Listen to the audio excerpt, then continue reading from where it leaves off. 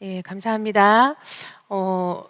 이렇게 앞에 나오게 된 이유가요. 저희 교육자들 그 워크숍을 했었는데, 먼저는 우리 성도님들과 또 이렇게 가까이서 교감을 하고 또 이런 영적인 호흡을 같이 했으면 좋겠다라는 의견들이 많이 나오는 중에 하나의 의견이 그럼 내려와서 원로 목사님께서 선교사님들 1년 동안 훈련시키실 때 이렇게 단상에 올라와서 아랫단에서 이렇게 훈련시켜 주셨잖아요. 그래서 그러한 또 은혜를 가지고 성도들과 함께 하는 것도 좋겠다라고 해서 제가 첫 시간이니 됐습니다. 그리고 위에서도 하실 경우도 있고요, 밑에서도 하시는 경우도 있고, 그래서 오늘은 함께 그 은혜를 가지고 함께 오늘 같이 은혜를 나누도록 하겠습니다. 오늘 제목은요, 제사장의 위임식과 취임식이에요.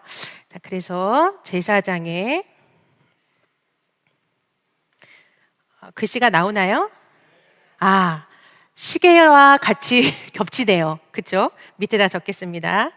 자, 제사장의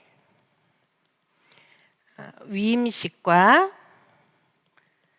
그리고 초실절.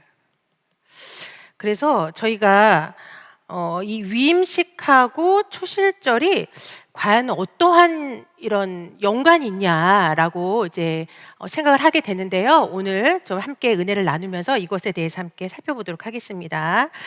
창세기 1장 저희가 14절 이렇게 말씀을 보시면 하나님께서 천지를 창조하실 때 이미 이 징조 그리고 사시 그리고 일자 그리고 연한을 이루라 이렇게 말씀하고 있죠.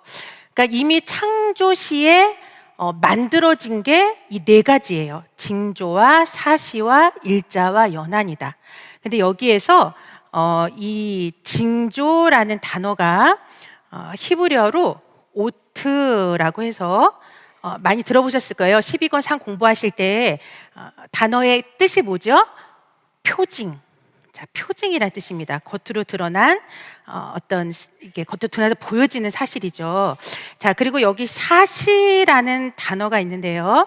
이 사시라는 단어는 히브리어로 모에드라고 합니다. 모에드라고 해서 이 모에드라는 뜻은요, 절기라는 뜻이에요.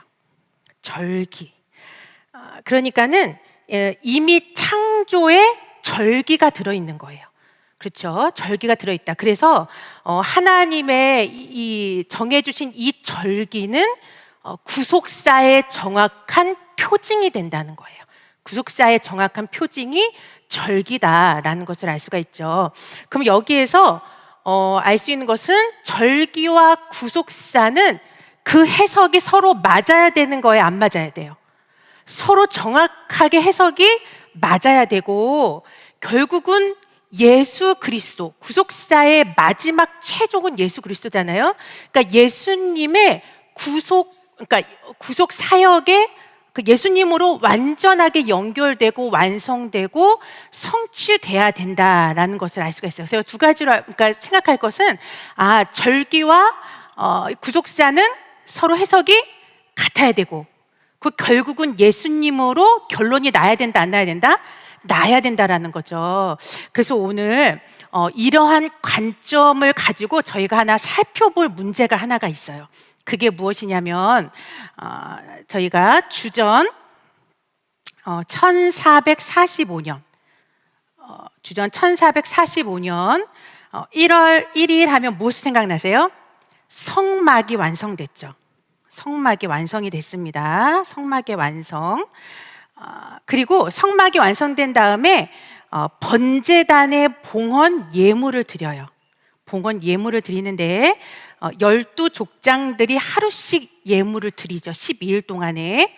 자, 그런데 이 예물을 드린 첫째 날이 언제냐? 이게 정확한 구속사적인 성경적인 해석은 1월 2일부터, 그러니까 성막이 완성되고 다음 날인 1월 2일부터 봉헌 예물을 드리기 시작했다라는 게 정확한 해석이에요.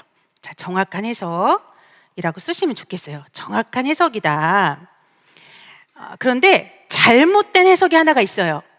잘못된 해석은 뭐냐면, 아니다, 성막이 완성되고 1월 1일 바로 그날 봉헌 예물을 드리기 시작했다라는 주장이에요. 근데 이 견해는 잘못된 견해예요. 자, 잘못된 견해고 잘못된 해석이다 라는 것을 저희가 알 수가 있습니다. 그럼 여기서 이렇게 물어보시는 분이 있어요. 둘은 며칠 차이예요? 하루 차이예요, 하루. 그러니까는 이 하루를 가지고 뭐 1월 1일이든 1월 2일이든 무슨 상관이냐, 이렇게 이야기하시는, 그래서 나는 이것도 맞는 것 같고 저것도 맞는 것 같고 잘 모르겠다, 이런 분들이 계세요. 그러니까 정확한 해석을 얘기해도 아유 모르겠다, 난 이것도 맞는 거고 저것도 맞는 거다 그러거든요. 근데 우리가 여기서 정확하게 우리 성도님들이 알려주셔야 될 거는 무엇이냐면요, 1월 1일로 잘못된 견해로 해석을 하게 되면 예수님의 구속 예표랑 완전히 틀리게 돼요. 그러니까 우리의 해석은, 완성은 뭐로 돼야 돼요? 예수님으로 성취되고 완성돼야 되는데, 예수님의 구속 예표의 절기와 전혀 맞지 않는다. 그럼 뭐는 맞는다? 1월 2일, 2일부터 드렸다는 이 정확한 해석이 우리 오늘 공부할 이 절기와 예수님의 구속 예표와 딱 들어맞는다는 거예요. 그러니까 오늘 이 관점을 가지고 함께 살펴보도록 하겠습니다. 첫 번째로, 그러니까 저희가요 알아야지 얘기할 거 아니에요, 그렇죠? 그러면 물어볼 때 뭐였지? 우리도 잘 모르면 안 돼요. 그러니까는 야, 절기와 구속사는 같이 가야 돼. 예수님으로 완성돼야지, 그렇죠? 그 해석에 1월 1일이 맞는 거야 라고 얘기를 해주셔야 되고, 오늘 첫 번째로 한번 보겠습니다. 자, 주전 1445년 내는 초실절이 있었어요. 초실절. 자, 그러면 이 초실절의 첫 열매, 자, 이 초실절의 첫 열매는 과연 누구였느냐 했을 때 처음으로 위임받은 제사장들. 자, 이 제사장들이 하나님 앞에 위임을 받고 하나님 앞에 처음으로 첫 열매로 드려진 날이 초실절이다라는 것을 알 수가 있습니다. 저희가 한번 계산해 보면요, 정확한 해석을 하면 1월 2일부터 저희가 봉헌 예물을 드리기 시작했다고 말씀을 드렸어요. 자, 그러면 한번 따라서 한번 이렇게 적어 보세요. 자, 1월 2일이 시작이 됩니다. 1월 2일. 그럼 이때로부터 우리가 봉헌 예물을 며칠 드렸다 그랬죠? 12일 동안. 그렇죠. 12일 동안 예물을 드립니다. 봉헌 예물. 그게 민수기 7장 11절에서 88절까지 말씀이 있죠. 자, 그러면 10일 드리고 나서 1월 13일이 되겠죠. 12일 동안 드리고 나서. 그럼 1월 13일이 됩니다. 그리고 나서 다음 날 1월 14일. 1월 14일은 무슨 날이죠? 6월절이죠. 6월절이 됩니다. 그런데 이 6월절 날, 봉헌 예물 드리고 나서 14일 날 제사장의 위임식이 시작돼요. 자, 위임식의 시작이 됩니다. 위임식이 시작이 되고요. 자, 그리고 나서 14일부터 며칠간일까요? 7일 동안 위임식이 거행을 해요. 7일 동안 위임식을 거행합니다. 자, 그러면 7일이 지나면 며칠이 됐을까요? 20일이 돼요. 20일. 자, 이때는 그러면 위임식이 맞춰지고, 그렇죠? 7일 이후니까. 그리고 이날은 신기하게도 초실절이에요. 그러니까 제사장이 위임을 다 받고 나서, 위임식이 다 거행되고 나서 어쩌면 이날이 무슨 날이다? 초실절이다. 그래서 제사장, 첫 위임받은 제사장들이 이 초실절의 첫 단으로, 첫 열매로 하나님께 드려진 날이다. 이것만 봐도 절규와 구속사가 이렇게 부합되는 것 같아요? 안 하는 것 같아요? 해석이 부합되죠. 자, 그러면 20일이 초실절인 게 어떻게 나타날 수가 있느냐? 참고적으로 좀 적어보세요. 참고적으로 적어보시면 자, 1월 20일 날이 제가 초실절이라고 말씀을 드렸어요. 그럼 20일이 어떻게 초실절이 되느냐? 자, 초실절은요, 1월 15일이 잘 아세요. 1월 15일은 무슨 절기죠? 무교절이에요. 무교절 절기죠. 자, 그래서 무교절 절기에 속한 첫 안식일, 그러니까 무교절 절기에 있는 첫 안식일이 언제냐? 19일이에요. 19일. 이때가 첫 안식일. 그래서 토요일이죠. 토요일. 자, 그리고 나서 초실절은 이렇게 첫 안식일 다음 날이 초실절이에요. 그러니까 19일 다음 날이 며칠이에요? 20일이죠. 그래서 20일이 초실절이 되는 거예요. 자, 그래서 첫 안식일 다음 날 일요일이 바로 초실절이다. 이렇게 계산을 할 수가 있다라는 거죠. 자, 이렇게 계산을 할 수가 있습니다. 다 적으셨어요? 지워도 되겠죠? 자, 지우겠습니다. 자, 그러면 여기 아까 위임식이 1월 14일 날 이제 시작을 했는데요. 그러면 여기에서 잠시, 자, 그러면 무교절이 있는 날이 언제일까요? 14일 다음, 이거 며칠이에요? 15일이죠. 그러면 잘 생각해 보실 게 위임식 기간 안에 무교절이 들어있는 거예요. 그렇죠. 그러니까 위임식과 무교절은 같이 있어요. 같이. 자, 이렇게 생각을 해 놓으시고요. 자, 그 다음에 20일 이제 위임식을 마치고 초실절 지난 다음에 이제 며칠이 됐을까요? 21일이 되겠죠? 그래서 위임식을 7일 동안 마치고 뭐가 거행돼요? 뭐가 거행될까요? 취임식. 그렇죠. 위임받은 제사장이 처음으로 제사를 드리는 취임식이 이제 거행을 되는데 이때 뭐가 벌어질까요? 21일 하면 아까 뭐가 생각나세요? 21일. 무교절은 15일부터 며칠까지가 무교절일까요? 그렇죠. 21일까지가 무교절이에요.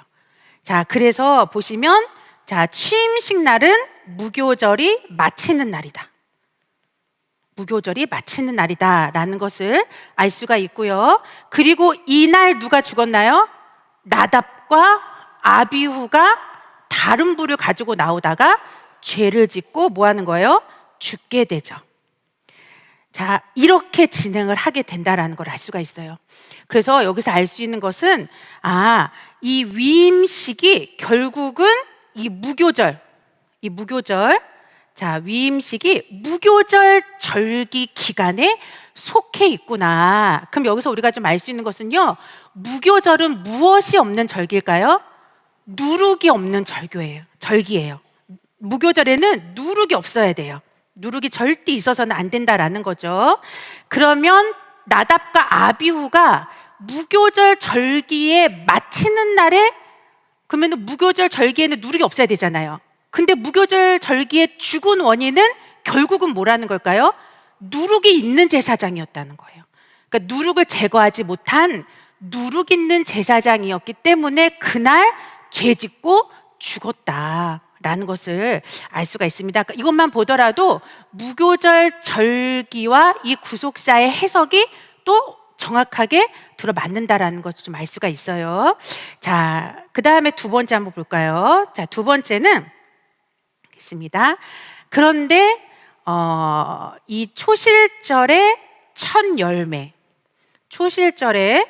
첫 열매로 그럼 나답과 아비후가 드려졌을까 안 드려졌을까요?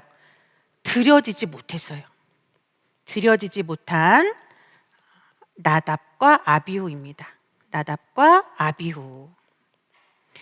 자, 나답과 아비후의 이 제사장의 취임, 이거를 잠시 살펴보면은, 자, 위임식은 며칠 동안 진행을 했다 그랬죠?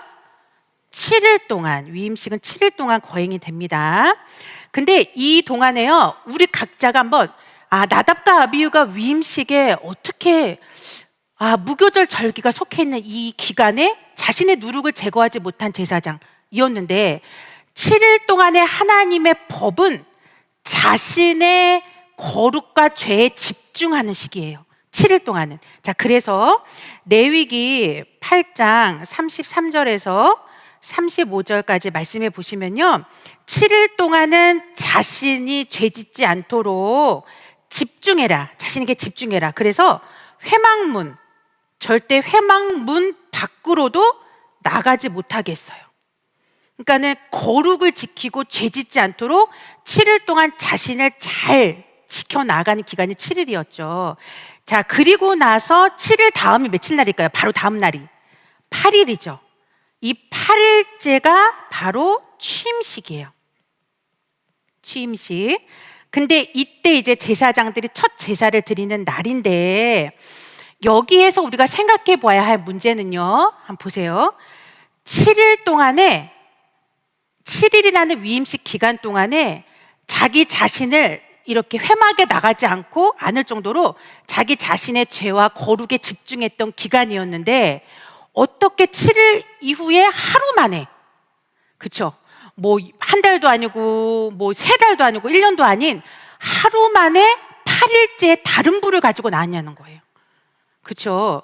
이게 그러니까 우리가요, 야, 죄 짓는 거 뭐, 그러니까 이게 무서운 거예요. 그래서 하루 만에 어떻게 8일째 되는 날 다른 향로와 불을 가지고 나왔을까?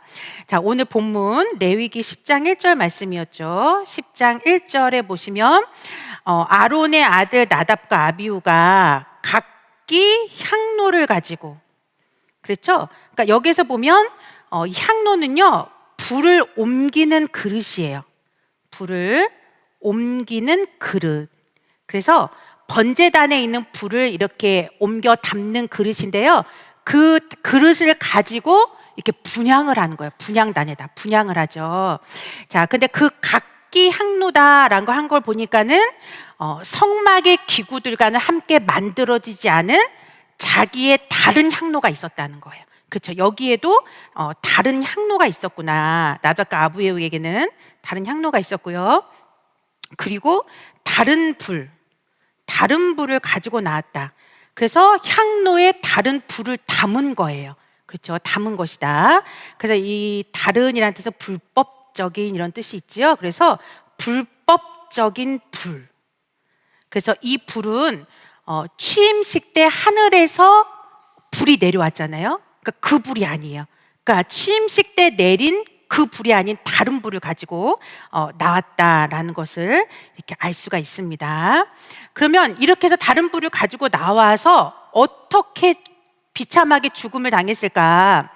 자, 레위기 10장 2절 그리고 5절 말씀에 보시면요, 제사장 위임식 때 입었던 예복, 그 예복을요 그대로 입고 타 죽었어요.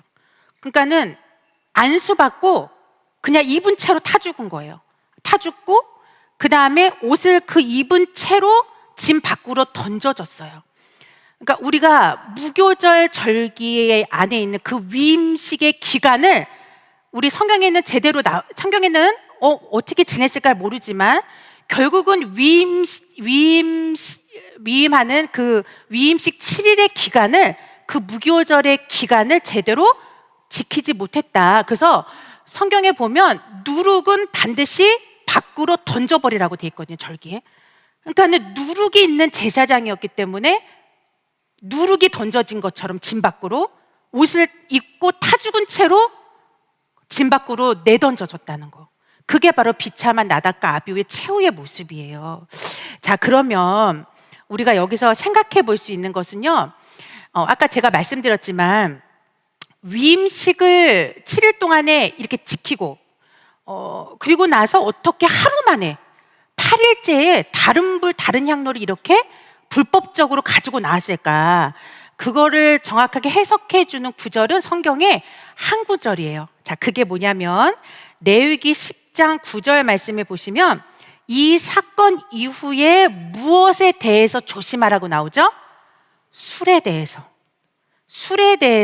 조심하라, 이렇게 경계 기록을 하고 있어요. 자, 그러면 이렇게 생각할 수 있죠. 아, 취임식에 그냥 술 마시고 위임식 기간 동안에 그냥 이렇게 얼마나 얽매여 있었겠어?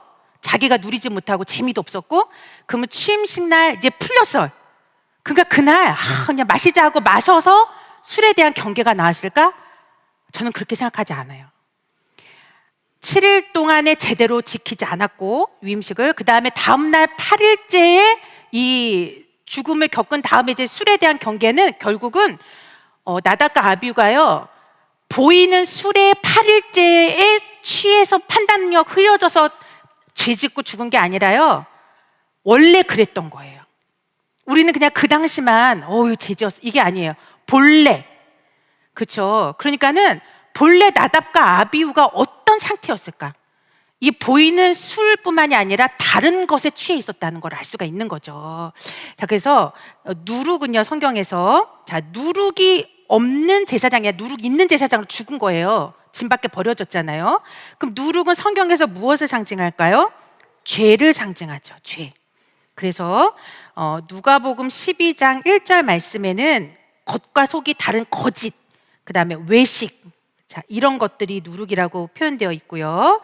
그리고 교만, 그리고 마태복음 16장 12절 말씀에는 잘못된 가르침, 잘못된 교훈, 그래서 잘못된 가르침 이렇게 표현되어 있죠. 자, 그러면 이 나답과 아비후가 과연 어디에, 그러니까 육신적인 술뿐만 아니라 어디에 취해 있었을까라고 봤을 때요, 성경에 보면 이런 구절이 있어요. 무엇이냐면 모세가 시내산에 올라갔을 때 시내산 언약을 맺고 그 언약 체결식에 식사를 하잖아요.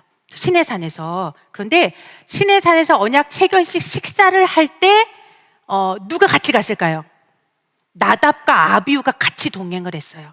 그래서 성경에 보시면요, 그러니까 언약 체결 식사 자리에서 하나님을 받고 하나님을 보고 먹고 마셨어요. 그러니까 하나님과의 식사 자리는요, 엄청난 자리예요. 우리가 목사님하고도 식사하려면 막 어때요? 목사님하고 막 앞에서 식사 같이 하려고 막 떨리고, 다른 데 가서 앉아서 먹어야지 막 이러잖아요. 하나님과 먹고 마시는 그 자리의 권위, 대단한 거잖아요. 그래서 성경에는 출애굽기 24장 11절 말씀에 보시면 그 시내산에서 체결식 할 때 식사했던 자들을 뭐라고 표현하냐면 존귀한 자라고 표현하고 있어요. 그러니까 나답과 아비후가요, 존귀한 자라고 칭해졌다는 거예요. 근데 이 존귀한 자라는 단어가 보시면 주요 인물이라고 해석되고 있어요. 주요 인물이다. 그러니까 얼마나 그 자부심이 대단했겠어요. 자, 그리고 나서 위임식을 거행했잖아요. 근데 위임식이, 야, 너 따라와, 야, 제사장들 이리 와, 그러면서 하나님이 모세 앞에서 한 게 아니라 성경에 보면요, 온 회중 앞에서 공개적으로 너는 제사장이야. 그러니까 어떤 생각이 들었을까요? 그러니까 이 사람들은 하나님이 직접 안수했구나, 직접 세웠구나, 하나님 곁에 뒀구나, 주요 인물이구나, 이렇게 알았겠죠. 그러니까 거기에 대한, 또 세 번째 보시면 취임식에도 그 전에 이제 모세가 행했는데, 취임식 때는 아론이 회막 안에 들어가서 하나님을 만나고, 그리고 회막 밖으로 나와요. 그리고 백성들을 축복하니까 순간 하늘에서 뭐가 내려요? 불이 내리는 거예요. 근데 불이 내리는데 백성들이 그 앞에서 다 절을 해요.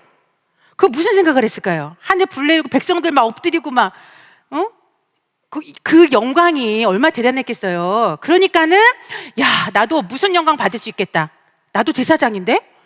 나도 저 영광 받을 수 있는 사람이구나. 나도 저 영광 받을 수 있겠구나. 그리고 나도 아론이 나오자마자 백성 축복하니까 불이 내렸거든요. 그러니까 나도 뭘 내릴 수 있다. 나도 불을 내리는 존재가 될 수 있어. 이렇게 생각한 거죠. 나도 저 불을 내릴 수 있다. 아론만 하는 거 아니야. 아버지처럼, 아론이 아버지잖아요. 아버지 아론처럼 나도 뭐 내릴 수 있다. 불 내릴 수 있는 존재. 그러니까 여기에서의 교만은 뭘까요? 불의 출처를 자신으로 삼는 교만이에요. 아까 외식이 뭐라 그랬어요? 외식, 누룩이라 그랬잖아요. 교만. 그러니까 이 불의 출처, 그러니까 내가 내릴 수 있다. 그 교만함에 누룩이 있었어요, 없었어요? 있었다는 거예요. 그러니까 나답과 아비후가 온 몸이요, 머리부터 발끝까지가 뭐예요? 누룩 덩어리예요. 누룩 덩어리. 그러니까 누룩 덩어리로 있었다. 그러니까 여기에서 식사 자리도 함께하고 뭐 제사장도 되고, 받은 직분에 취했고, 위임식의 영광에 취했고 그 다음에 취임식의 영광에도 취했고, 그러니까 결국 뭐가 된 거예요? 육신의 술에도 취하게 됐다라는 것을 알 수가 있는 거죠. 그래서 오늘 이 사건을 통해서 우리에게 주시는 교훈이 있어요. 그럼 교훈은 무엇이냐?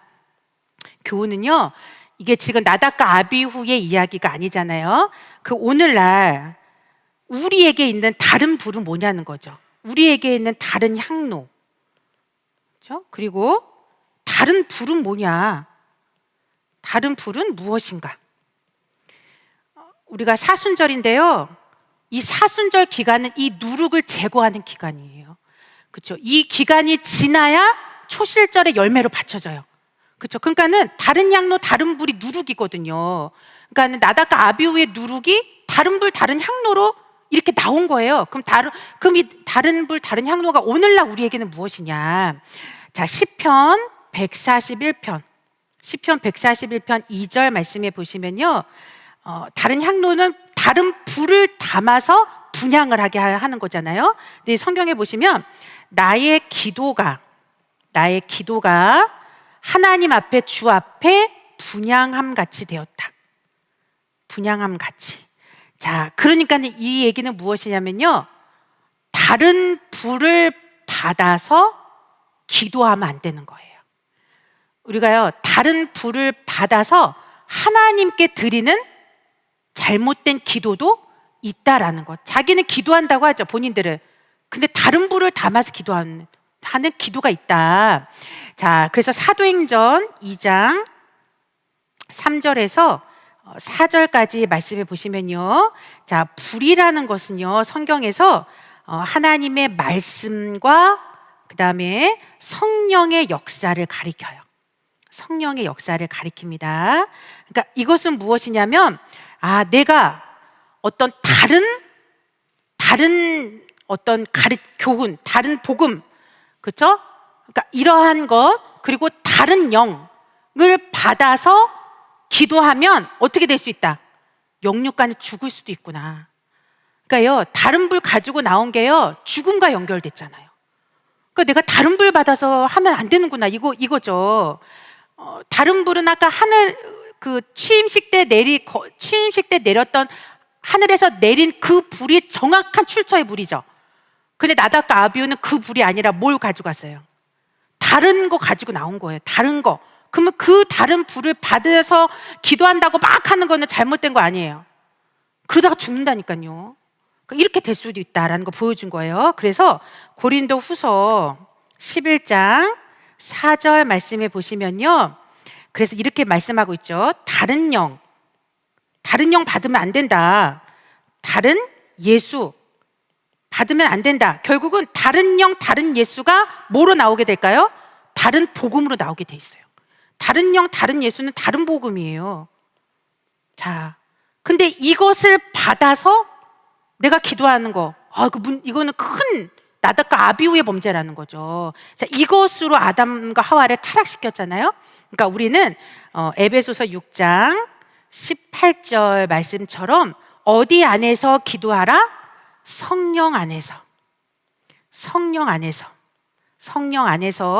진짜 하나님의 정확한 출처인 하나님의 영, 그렇죠? 하나님의 영, 하나님의 말씀, 이 구속사의 말씀의 불을 담아서 그것으로 뭐하라? 기도하라. 그 인도하심으로 이렇게 말씀을 하고 있다라는 거예요. 자, 그 다음에 두 번째는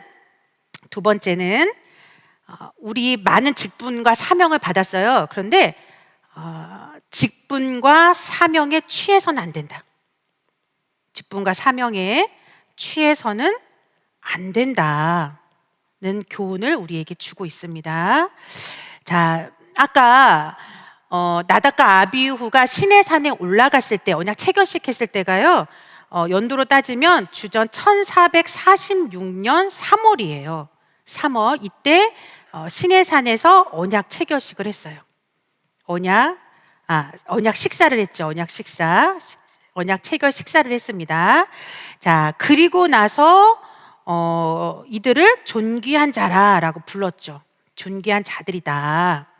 자, 그런데 나답과 아비후가 다른 불 가지고 나온 사건이 언제일까요? 아까 말씀드렸죠? 주전 1445년 1월이에요. 이때 다른 불 가지고 나왔다가 죽었어요. 그쵸? 얼마나 비참하게 죽었어요. 근데 이 사이가 약 몇 년이에요? 거의 1년도 안 됐어요. 그러니까 존귀한 자라 칭함을 받다가 다른 불들이 다 죽은 거예요. 그러니까 우리가 결국은 이 직분은요, 나답과 아비후가 본인이 얼마나 큰 이 사명을 받은 사람이에요. 그러니까는 직분에게는 굉장한 큰 힘이 있어요. 직분이 주는 그 힘이 있거든요. 그런데 그 힘을 남에게 보이기 위해서 그 힘을 쓰고 그 다음에 자신을 높이고 이것이 결국은 외식의 교만의 누룩이라는 것을 말씀하고 있잖아요. 그러니까 우리가 고린도전서 10장 12절 말씀에 보시면요, 이런 말씀이 있습니다. 고린도전서 10장 12절에 보시면 선줄로 뭐 했어요? 선줄로 생각하는 자는 뭐하라? 넘어질까 조심하라. 그러니까요, 사람은 그 누구도요, 나 이렇게 한 사람도요, 타락한 인류는 속에 교만이 없는 사람이 있을까 없을까요? 없어요. 다 우리는요, 속에 있죠. 그런데 하나님께서 그랬어요. 내가 순간 그런 생각을 한다. 그러면은 어떻게 생각하래요? 이러다 나 넘어지지. 이러다가 내가 믿음 안에서 떨어지지. 그렇죠? 말씀 안에서 떨어지지. 그래서 넘어질까 늘 조심하라는 건 뭘까요? 자기 자신을 말씀 앞에서 기도로 살피라는 거예요. 자기 자신을 점검하고 살펴라, 이 말씀을 하고 있는 거죠. 그래서 오늘 우리에게 주신 직분과 사명은 내 직분의 그러한 것에 취해서 그냥 힘을 가지고 이렇게 하는 것이 아니라 겸손하게, 그렇죠? 겸손하게, 그리고 하나님이 주시는 능력으로, 그렇죠? 이렇게 감당한다라는 것을 알 수가 있습니다. 그래서 결론적으로 말씀을 드릴게요. 자, 결론적으로 말씀을 드리면요, 주후 29년에도요, 주후 29년에도 제사장의 위임식과 초실절이 있었어요. 그러니까 이것은 무엇이냐면 구약의 제사장의 위임식과 초실절을 완성시킨, 그래서 구속 사역의 성취자 예수님이 바로 그 주인공이죠. 자, 이거를 좀 계산을 한번 해보면요, 이렇게 계산할 수가 있겠어요. 자, 먼저 주전 1445년. 자, 구약의 위임식과 초실절을 완전히 성취시킨 예수님이죠. 그러면 구약 1445년, 아까 1월 14일이 무슨 날이었죠? 유월절이었고요. 이때가 제사장 위임식의 시작이에요. 그렇죠? 위임식 시작이 되죠. 자, 그리고 나서 20일 날이 무슨 날이었죠? 초실절. 그래서 이때 제사장들이 첫 하나님께 열매로 드려져야 됐다라는 것을 알 수가 있습니다.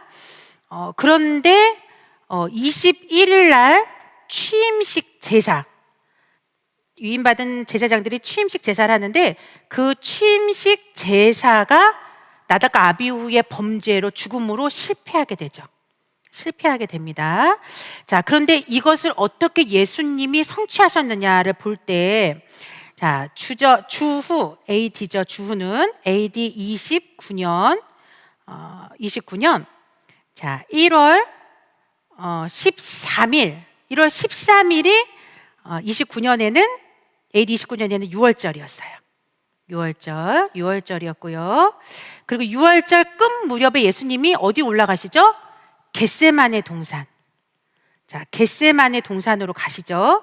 그래서 거기서 하나님께 자신의 뜻을 내려놓고 아버지의 뜻을 구하는 순종, 그래서 이 겟세마네의 기도가 제사장 위임식을 거행하는 순간이었다. 그렇죠. 제사장으로서. 자, 그래서 겟세마네에서 제사장의 위임식이 거행되는 순간이었다라고 말씀을 원로 목사님께서 주셨어요. 자, 그 다음에 13일 다음에 보시면 이제 초실절이 나와야 되잖아요. 그러면 주후 29년의 초실절은 1월 15일이었어요. 1월 15일. 이때가 초실절입니다. 초실절. 그러면 이때 예수님이 초실절은 항상 뭐예요? 일요일이에요. 일요일. 자, 일요일이에요. 일요일. 자, 그러면 초실절은 예수님이 1월 15일 날 부활하셨어요. 그래서 예수님이 부활의 첫 열매가 되셨다라는 걸 알 수가 있죠. 예수님이 일요일 날, 주일 날 부활하셨죠. 그래서 부활의 첫 열매가 되셨다라는 것을 알 수가 있습니다. 그래서 예수님의 십자가, 이 십자가의 제사가 결국은 십자가로 제사를 완성하신 거예요. 그렇죠. 제사를 완성하셔서 과거의 구약에 실패했던 취임식 첫 제사를 예수님의 십자가의 제사로 완성하셨다. 이렇게 보면은 너무나 정확해요, 안 해요? 너무나 정확한 해석이죠. 이게 봉헌 예물을 뭐 1월 2일 날 드렸냐, 1월 2일 날 드렸냐, 이 문제에서부터 시작된 거예요. 근데 1월 2일 날 드렸다는 것부터 출발하니까 이게 지금 절기와 구수사가 탁 맞는 거예요. 그럼 아까 잘못된 해석이 뭐였죠? 잘못된 해석은요, 1월 1일부터 봉헌 예물을 드렸다, 번제단에. 그럼 한번 계산을 해볼까요? 자, 잘못된 해석. 자, 1월 1일부터 이제 다 아실 거예요. 며칠 동안 봉헌 예물 드렸다. 12일이죠. 12일. 자, 그러면은 1월 12일 날 끝나요. 그럼 다음 날이 며칠이에요? 1월 13일. 이게 지금 위임식의 시작이에요. 위임식 시작. 자, 그리고 나서 며칠이에요? 7일 동안 위임식을 거행하죠. 그럼 며칠이 될까요? 19일이 돼요. 19일. 19일이 됩니다. 19일. 자, 19일이 되죠. 자, 그리고 나서 며칠이 돼요? 다음 날이 20일이 되죠. 20일. 이때가, 자, 19일 날은 그러면 위임식이 마쳐지는 날이죠. 마침이 되는 겁니다. 그리고 나서 다음 날 20일은 위임식 마치고 다음 날은 뭐가 거행된다 그랬어요?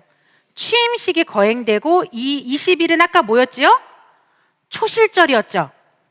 초실절. 그러면 자, 이 취임식이면서 초실절. 근데 아까 우리 정확한 해석은 위임식이 맞춰지면서 초실절이었잖아요. 근데 잘못된 해석은요, 취임식 날이 초실절이 돼버리는 거예요. 자, 그러면은 취임식 날 무슨 사건이 있었어요? 죄 짓고 범죄와 다른 불 갖고 나왔잖아요. 그래서 나답과 아비후가 죽었죠. 그러면은 나답과 아비후가 초실절의 첫 열매가 되는 거예요. 그럼 이거는 맞아요, 안 맞아요? 절기에 해석하고 너무너무 안 맞는 거죠. 보세요, 우리가 제사장, 이게 첫 열매, 그 예수님의 부활은 생명인데 잘못된 해석으로 하게 되면 20일 날 초실절이 사망으로 끝나요. 근데 예수님의 결론은 뭐였어요? 생명으로 끝나잖아요. 그러니까 이것만 보더라도 이거는 너무나 잘못된 해석이다, 1월 1일은. 그러니까 요거를 정확하게 아셔야 된다라는 거죠. 자, 그래서 오늘 본문 말씀 보겠습니다. 요한계시록, 자, 14장 4절에서 5절까지 말씀해 보시면, 우리가 그 부활하신 예수님의 생명을 받아서, 그렇죠? 생명을 받아서 구속을 받은 무슨 열매다? 첫 열매다. 우리가 그 열매가 누구라고 돼 있어요? 14만 4천이다 라고 말씀하고 있어요. 4천이다. 그래서요, 우리가 이 사순절에 이제 오늘이 5일째, 사순절 5일째죠. 그래서 이 사순절의 기간 동안에 우리 안에 있는 혹시 뭐 어떤 누룩이 아직까지도 우리 안에 있죠. 근데 그런 누룩을 완전히 제거하는 사순절이 되어서요, 그 무교절의 절기, 그 영적인 우리 신령한 무교절의 절기예요. 사순절은 신령하게, 그러니까 그 절기를 잘 마치고 그 다음에 부활의 열매, 생명의 열매, 이 초실절의 열매로 우리가 다 부활의 열매로 거두어지는 이번 사순절의 기간, 또 부활절의 기간이 되시길 바라겠습니다. 이제 기도하시고요, 마치도록 하겠습니다. 사랑과 은혜가 충만하신 살아 역사하시는 아버지 하나님, 오늘도 사순절 5일째를 맞이하여 우리에게 있는 더러운 묵은 누룩들을 제거할 수 있도록 다시 한번 우리의 마음에 각오와 결심할 수 있도록 아버지 믿음 허락하여 주신 것 진심으로 감사함을 드립니다. 이 사순절 영적인 신령한 무교절의 절기를 잘 마치고 우리가 누룩 있는 자가 되어 밖으로 내어 쳐지는 것이 아니라 누룩을 완전히 제거해서 아버지 앞에 부활의 첫 열매로 드려지는 초실절의 첫 열매들이 될 수 있도록 아버지 역사하여 주시옵소서. 서로가 서로를 위해 기도하며 이끌어가며 이 사순절의 기간을 잘 보낼 수 있도록 아버지 역사하여 주시옵소서. 감사드리며 거룩하신 예수님의 이름으로 기도드리옵나이다. 아멘. 감사합니다.